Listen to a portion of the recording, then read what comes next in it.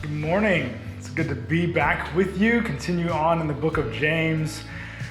Our title or our focus this morning is beginning chapter 3. And so chapter 3, verses 1 through 12. And James, this is a very familiar and famous passage of scripture about uncontrolled speech or the tongue. James uses 5 different illustrations, very interesting text here. But then he draws our attention to 3 main things when he talks about the tongue. And so we're going to highlight those things this morning. And so notice with me a few of these things. And so if we could structure it to be this, that one, we see the power of an uncontrolled tongue. We see the destruction of the uncontrolled tongue. And we see the inconsistency of the uncontrolled tongue. But I think the first question that we have to ask is this, that what is it that we mean by an uncontrolled tongue, or why is it that the tongue is so dangerous, or what is it that it looks like? And so here's what I think is important, because I think a lot of times when we think, oh, yeah, I don't say bad things, or I don't say bad words, or I don't say hurtful things, yet it's not that. It's very encompassing of all things, and that is this: gossip. Gossip is having an uncontrolled tongue. Gossip would fit into the category of what James is talking about. Criticism, unhealthy criticism, would fit into what James is talking about. Discouragement would fit into this topic of uncontrolled speech. A manipulation with our speech or our tongues.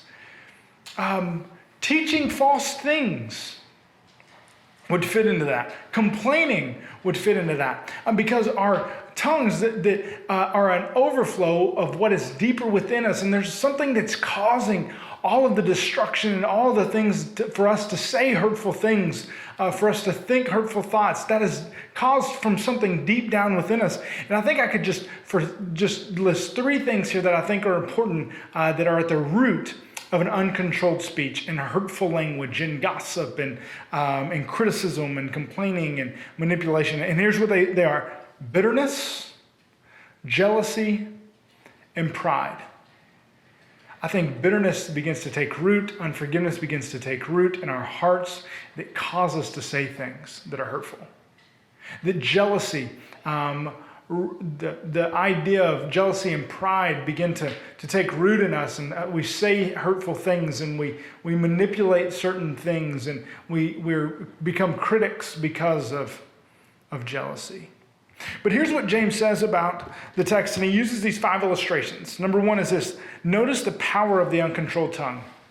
He says it's like a bit that's put in a horse's mouth, that you can put this in the horse's mouth and pull it one way or the other, and this big, strong horse is controlled by this very small thing. Or a rudder that's on a very large ship, a small rudder on the back of a boat can control the entire boat. So it is that the tongue has so much power that it begins to control our entire bodies.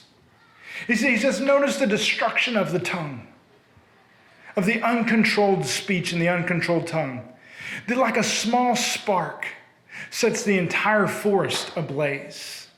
And he goes on in that illustration and calls it deadly poison in verse 8. And then he continues on with a few illustrations that we notice he says is the inconsistency of the uncontrolled tongue and speech. He says, can sweet and bitter water come out of the same faucet?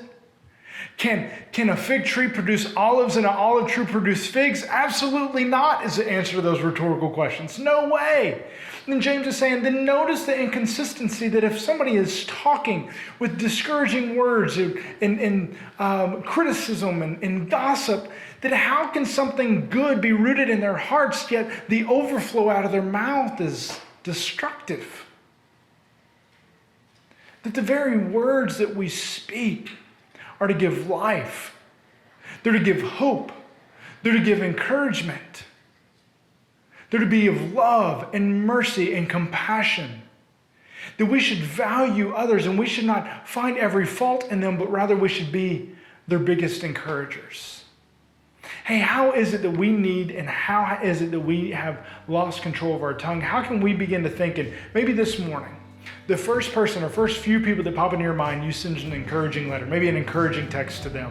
That would be a great thing to do this morning. Hey, church, we love you. We're praying for you. We'll see you in the morning.